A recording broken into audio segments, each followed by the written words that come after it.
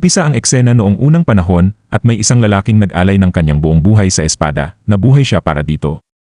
Sa paglipas ng panahon, ganap niyang naperpekto ang sining ng espada at iginawad sa kanya ang prestihiyosong titulong Swordmaster. At pagkaraan ng maraming taon, ang dating Swordmaster ay muling isinilang na may buo pa ring alaala. Ngayon ay namumuhay sa kasalukuyan bilang isang binatang nagngangalang Reus. Hindi man tiyak kung bakit siya muling isinilang, dumating siya sa isang malaking akademya, determinado muling pag-aralan ang sining ng espada. Namangha si Reus sa laki ng kampus at halos nakakatakot ito para sa kanya. Napagtanto niyang hindi magiging madali ang paghahanap sa lugar ng pagpupulong. Subalit napansin niya ang isang malaking grupo ng tao sa malapit, kaya't nilapitan niya ang isa at nagtanong kung nasa tamang lugar ba siya para sa pagsusulit ng departamento ng espada. Naguluhan ang taong nilapitan niya at nagtataka, subalit biglang gumawa ng eksena ang lalaking kausap ni Reus, ipinapahayag ng malakas na si Reus ay isang rebelde na sumusubok para sa departamento ng espada. Nagulat si Reus at nagtataka kung bakit iyon kakaiba. Ipinaliwanag ng lalaki na lipas na ang paggamit ng espada dahil sorcery na ang pangunahing kasanayan sa panahon ngayon. Sa katunayan, ang akademyang ito ay pangunahing para sa mga sorcerer. At napaisip si Reus at naalala na sa kanyang nakaraang buhay, ang sorcery ay bago pa lamang natuklasan. At si Reus, na may halong kasabikan, iniisip na kung ang sorcery ay ganoon nakalayo ang narating, tiyak na ang paggamit ng espada, na dating pangunahing paraan ng pakikipaglaban, ay mas umunlad din subalit naiinis ang kausap niya at pasigaw na tinanong si Reus kung nakikinig ba siya. At isa pang nanonood ang nangutya kay Reus, tinawag siyang isang mangmang na probinsyano na malamang hindi pa nasusubukan ang sorcery at walang kamalay-malay kung gaano nakawalang silbi ang paggamit ng espada. At agad inihanda ng lalaki ang kanyang magic at nagpa siya na ipakita kay Reus ang kapangyarihan ng sorcery, sinasabing mapapahiya lang siya kung mag-enroll siya sa akademya. At naghagis na nga ito ng fireball kay Reus, ngunit madaling naiwasan ito ni Reus, na tuwang-tuwa at humanga sa makabagong sorcery, at lalo pang tumaas ang inaasahan niya para sa modernong paggamit ng espada. Subalit galit na galit ang lalaki at iginiit na mas makapangyarihan ang magic, at naghanda na muling maghagis ng fireball. Ngunit mabilis na kumilos si Reus, pinigilan siya at agad na pinabagsak sa lupa. Nagulat ang lalaki habang si Reus ay nagpaumanhin sa pagkabigla nito, inamin niyang nagulat din siya sa sorcery na ginamit nito. Mabilis na nagpaalam si Reus, ipinaliwanag na nagmamadali siya, at agad na umalis upang ipagpatuloy ang kanyang paghahanap. Nagtataka ang lalaki sa ginawa ni Reus sa kanya, habang inamin naman ng isa pang nakakita na hindi niya rin man lang nakita ang naging galaw ni Reus.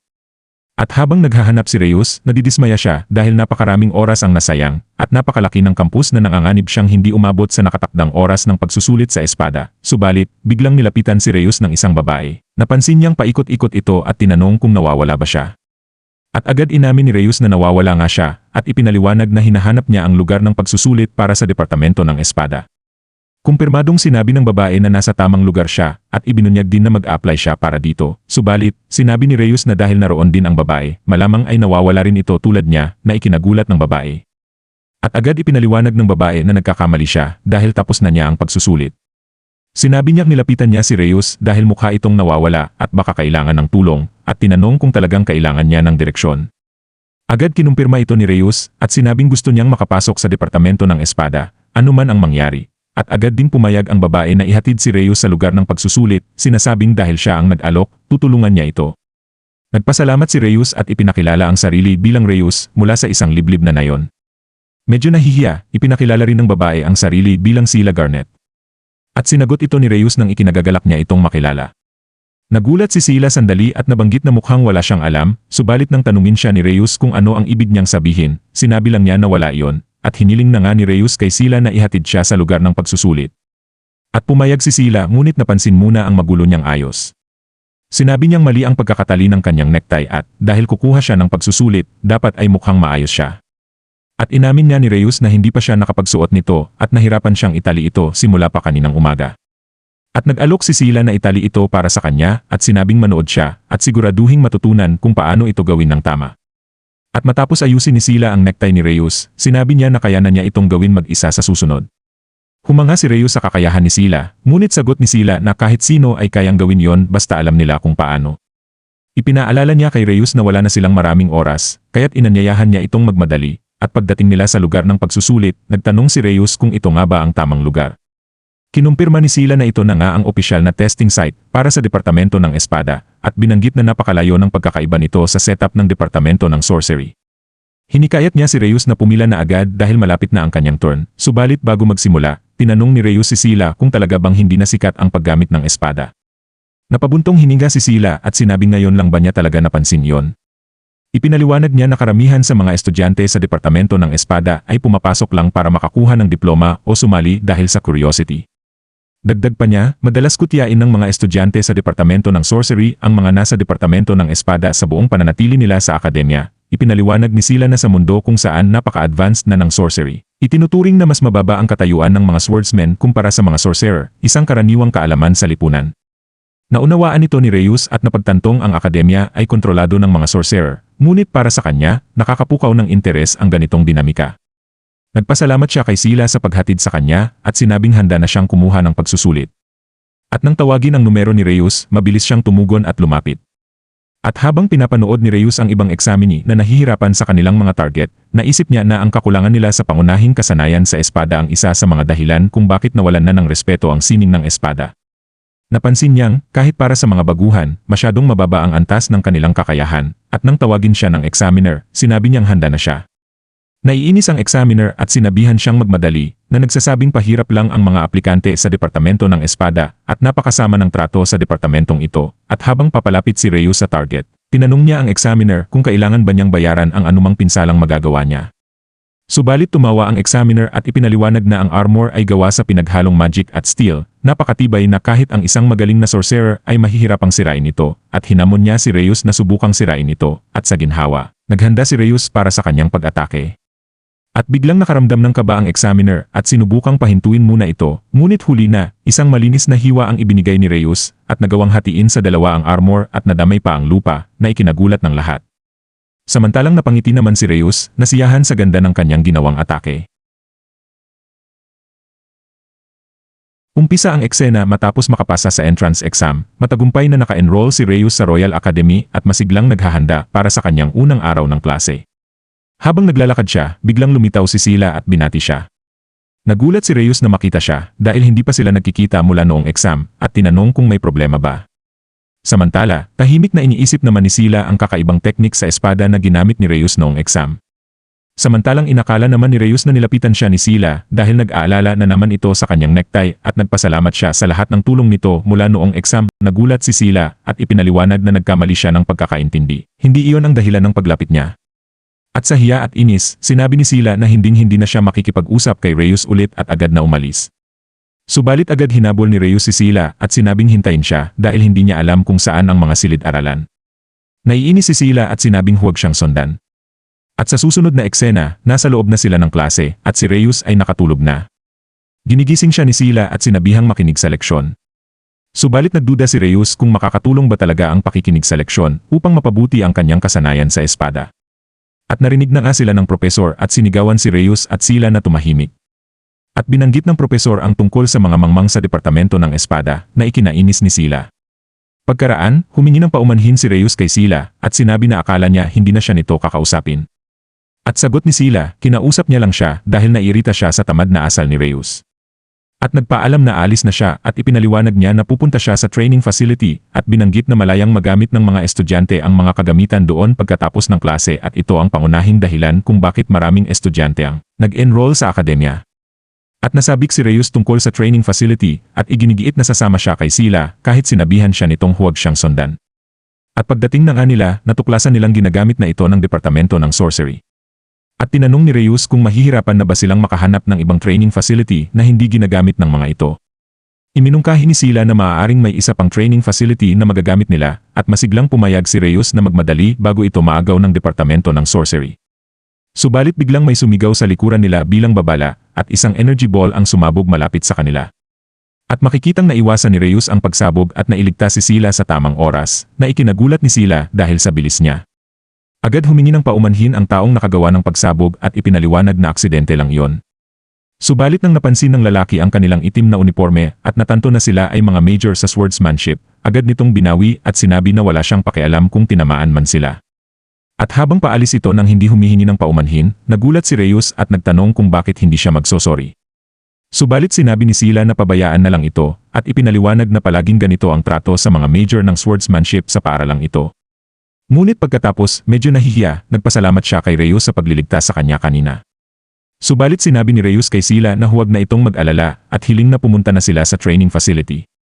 Agad pumayag si Sila ngunit binalaan siya na huwag masyadong umasa sa ganda nito. At pagdating ng anila, ipinaliwanag ni Sila na, hindi tulad ng ibang facilities, wala ang pinakabagong kagamitan sa lugar na ito at umaasa siyang ayos lang ito kay Reyes. Ngunit natuwa si Reyes at sinabing perpekto ang lugar para sa pagsasanay na ikinagulat at ikinagaan ng loob ni Sila. Sinuri ni Reyes ang training facility at napansin na bagaman ito ay gawa sa kahoy at may kaunting sira sa sahig, matibay naman ito at madali lang ayusin at sinabi niyang gusto niya ang lugar. Gayunpaman, napahinto si Sila at binalaan siya na huwag gumawa ng anumang maaaring pagsisihan, ipinaliwanag na ang paggawa ng mga pag-aayos ay makakatawag ng hindi kanais-nais na atensyon mula sa Departamento ng Sorcery. Saglit na tumahimik si Reyes at tinanong kung bakit mukhang takot na takot si Sila sa Departamento ng Sorcery. Ipinaliwanag ni Sila na mukhang wala talagang alam si Reyes, matindi ang pambubuli ng mga ito sa mga estudyanteng nagsasanay sa espada. Ang sinumang humihiling ng pag-aayos sa pasilidad ay hindi lang tinatanggihan kundi madalas pinipilit na magsilbi para sa Departamento ng Sorcery. Dagdag pa niya na ayaw ng mga ito nakapansin-pansin ang itim na uniforme ng mga estudyante ng swordsmanship. Nagulat si Reyes at nagtanong kung talaga bang mahalaga ang kanilang uniforme at kinumpirma iyon ni Sila. Ipinaliwanag rin ni Sila na ang mga sorcery majors ay nakasuot ng puting uniforme na nagpapahiwatig ng mas mataas na katayuan kumpara sa itim na uniforme ng mga swordsmanship majors. At napansin ni Reyes kung gaano makapangyarihan ang Departamento ng Sorcery talaga. At biglang lumitaw na nga ang isang estudyante na nakasuot ng puting uniforme at kinumpirma ang kanilang pagiging nakatataas. Agad nagulat si Sila sa puting uniforme habang pabirong sinabi naman ni Reyes na speaking of the devil. At tinanong ni Reyes ang bagong dating kung sino siya, at nagulat at nainis ang lalaki nang mapagtanto niyang hindi siya kilala ni Reyes. At tinawag niyang walang alam si Reyes at humarap kay Sila, hinihiling na ipakilala siya nito. Ipinaliwanag ni Sila na siya si Ibram Vaderan, na kinikilalang pinakamalakas sa lahat ng first-year students sa Departamento ng Sorcery. At tuwang-tuwa naman si Ibram sa pagpapakilala at kinumpirma na siya nga ang pinakamalakas. Kahanga-hanga ito kay Reyes ngunit mumiti siya ng may kumpiyansa at tinanong kung ano ang kailangan ng pinakamalakas na estudyante ng sorcery sa kanila. Kinabahan si Sila at nagtataka kung paano kayang manatiling kalmado ni Reyes sa harap ng makapangyarihang sorcery major. Ipinaliwanag ni Ibram na may ilang respetadong upperclassmen ang humiling sa kanya na bantayan ang mga first year na estudyante ng swordsmanship. At nang makita niyang kahina-hinala ang ginagawa ni Reyes at Sila, napagpasyahan niyang lapitan sila at sabihin ang kanyang saloobin. Subalit nagbitiw ng sarkastikong komento si Reyes tungkol sa pakiramdam ni Ibram. At nararamdaman naman ni Sila ang kapangyarihan ni Ibram at iminungkahi na dapat na silang umatras. At sinabi ni Ibram na gagamitin nga nila ang pasilidad at tinanong kung may problema sila rito. Sinagot ni Reyes na ang Departamento ng Sorcery ay mayroon ng magagandang pasilidad kaya't wala silang dahilan para gamitin ang luma at sira-sirang gusaling ito. Sumangayon si Ibram at inamin na mas marami silang training facilities kaysa sa kailangan nila sa kasalukuyan. Subalit inamin ni Ibram na nandoon lamang siya para lang pahirapan sina Reyes at Sila na ikinagulat ni Reyes. Sinabi ni Reyes na wala silang ginawang masama para tratuhin ng ganito, ngunit sinabi ni Ibram na may dahilan. At tinawag ni Ibram ang isang estudyanteng kilala ni Reyes mula sa entrance exam, at doon napagtanto ni Reyes na ito ay paghihiganti. Ipinaliwanag niya na ang estudyanteng iyon ang unang umatake sa kanila, ngunit binaliwala ito ni Ibram. Ayon kay Ibram, dahil ginamit ni Reyes ang pisikal na lakas laban sa isa sa kanyang mga tauhan, siya mismo ang magpapatupad ng public execution. At hinamon ni Ibram si Reyes sa isang duelo at ipinaliwanag ang sistema ng duelo ng paaralan na kapag may hindi pagkakaunawaan, nagaganap ang patas na labanan ng isa sa isa at ang kahilingan ng mananalo ang ipapatupad. Nagulat si Sila at binalaan si Reyes na huwag pumayag dahil hindi ito kailangan. Napansin naman ni Ibram na si Sila ay miyembro ng pamilya Garnet at idineklara na ang kanyang kahilingan, sakaling siya ang manalo, ay ang pagpapaalis kina Reyes at Sila mula sa lugar at ang ganap na pagsunod ni Sila sa Departamento ng Sorcery. Subalit tumanggi si Sila at sinabing hindi sila kailanman susunod sa mga kahilingan ni Ibram, ngunit biglang sumagot si Reyes at tinanggap ang hamon ng duelo. At sinabi naman ni Reyes ang kanyang mga kondisyon, kung siya ang mananalo, kailangang lumayo ni Ibram sa kanilang training facility at itigil ang pagiging mayabang sa mga estudyanteng major sa swordsmanship. At bago umalis, pumayag si Ibram at tinukso si Reyes na huwag masyadong matakot bago ang kanilang duelo kinabukasan. Subalit pagkatapos nagulat at nabahala si Sila, kaya pinipilit niya si Reyes na kanselahin ang duelo. Binalaan niya si Reyes na si Ibram ang pinakamataas na ranggo sa lahat ng first-year students sa power ranking ng paaralan. Subalit tumugon si Reyes ng talaga ba at litong-lito si Sila sa pagiging kalmado ni Reyes, at sinabi pa ni Reyes na hindi magiging mahirap talunin ang isang tulad ni Ibram na lalong ikinagulat ni Sila.